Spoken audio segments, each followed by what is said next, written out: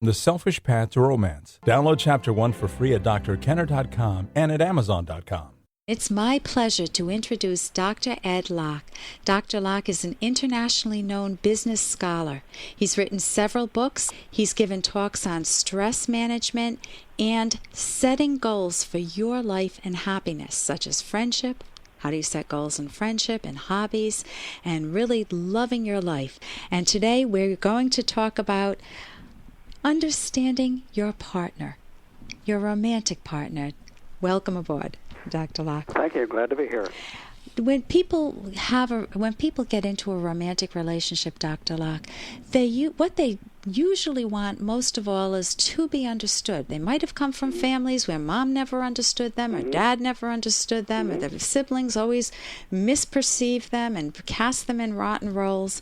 And the last thing they want from a partner is to be cast in the role of the nag or the role of the abandoning person. What is it that partners can do to understand each other better? Let me introduce this by sort of three views of love and lead in from mine. The one view is that love is basically sacrifice, which is giving up values, which I am totally disagreeing with. The second view is love is narcissism, is grabbing what you want to feed your insecurities, which I also totally disagree with.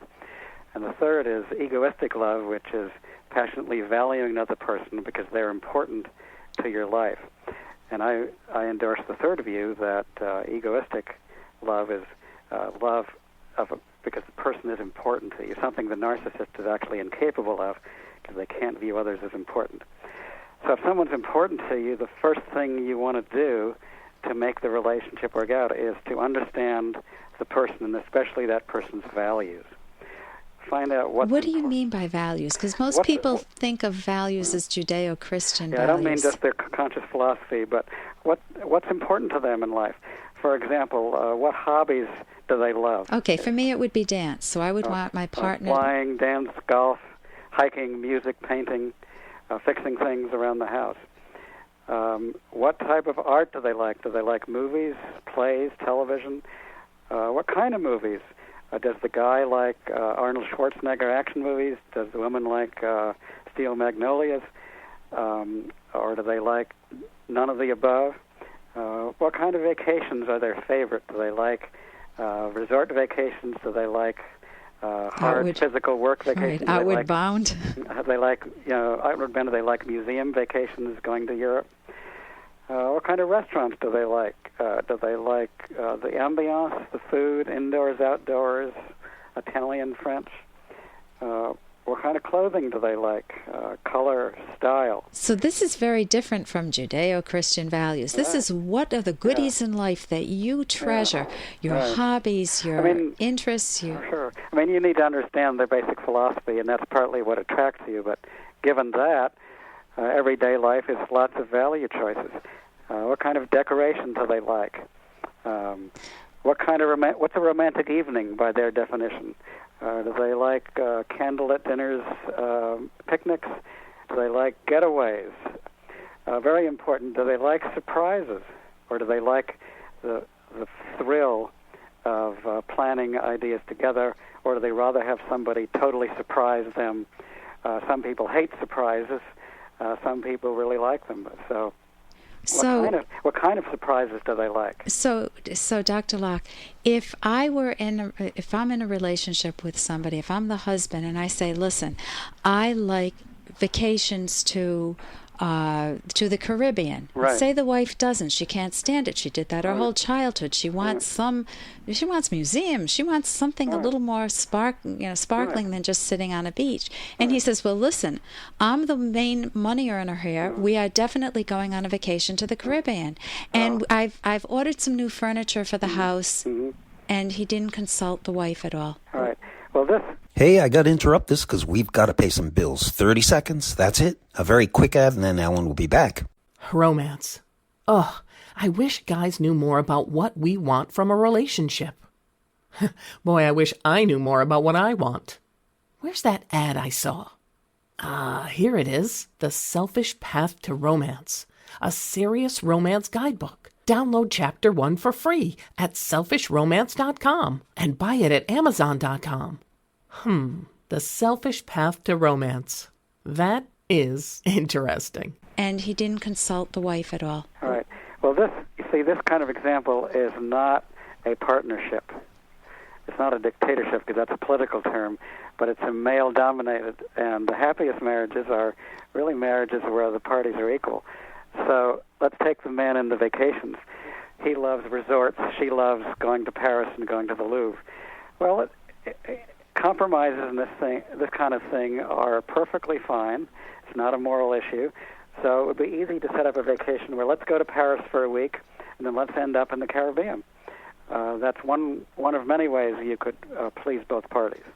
And certainly he shouldn't buy furniture without consulting her. If he loves her, her values are important to him, and vice versa. Right, so she shouldn't do the same to him. She shouldn't run roughshod over his values. There was an example from Dr. whom I mostly disagree with, and this man bought a dog, and his wife absolutely didn't want a dog. And Dr. says, "What's the matter with you? You're trying to take away the guy's pleasure?" So she's supposed to sacrifice, but that's not love, in my mind. A joint decision would be they talk about this together and come to an agreement. If he loves her, he doesn't do things like that. Right. Unless that's narcissistic. Yeah, it's like the world's my way, and you're my wife. I'm not married. You're just my slave. Right, you're my slave, and it does become, as you said, it's a political term, but it becomes like a mini dictatorship. Yeah, and so other things you can see. What kind of foods do they like? Do they like flowers? What kind of small things? Do they love placemats, napkins, soap, scents? What kind of books do they like? Do they like poetry? Another very important is to understand their psychology. Are you attuned to their moods? Can you read their moods? Do you know what affects their moods, either for the better or for worse? Do they have sensitive areas? For instance, maybe a particular woman might be upset by a frown because she had an abusive ex-husband, so it's very sensitive. So you'd have to be aware of that and be very careful. So instead of saying, "Oh, can't you get over that?" Right, I'm not him. You say, "I'm sorry if I upset you. Here's what I intended."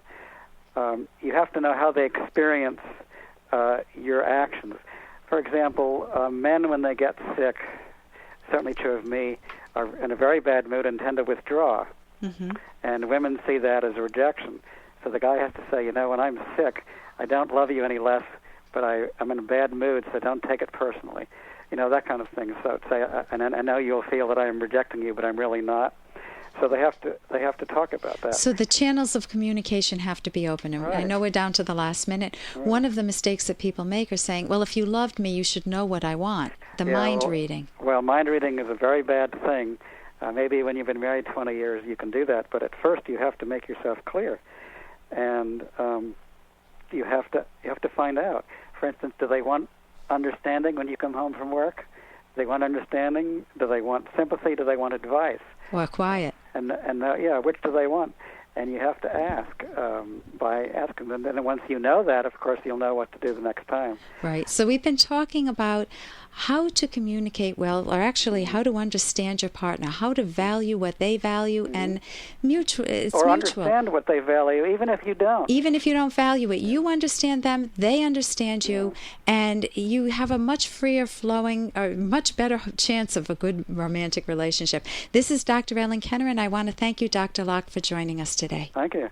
And Dr. Locke is my co-author in a book on romance, From Soup to Nuts: How to Meet Someone, How to Make Yourself Lovable, How to Preserve and Strengthen a Romantic Relationship, How to Part Ways if things aren't working out. For more Dr. Kenner podcast, go to drkenner.com and please listen to this ad. Here's an excerpt from The Selfish Path to Romance, the Serious Romance Guidebook by clinical psychologist Dr. Edwin Kenner and Dr. Edwin Locke. Here are some aspects of a romantic partner that you'll want to find out about. What does your loved one consider an ideal romantic evening? What about a romantic weekend getaway? What types of vacation does your partner like? Resorts? Sightseeing? Overseas or camping in the wilderness? Find out why. Does your loved one like surprise parties, spontaneous weekend trips, or prefer to look forward to jointly planned events? What types of small gifts does your partner most enjoy? What is your partner's psychology? Are there sensitive areas that set your partner off? Are there words, actions, or gestures that affect your loved one deeply, positively or negatively? You can download Chapter 1 for free by going to drkenner.com, and you can buy the book at amazon.com.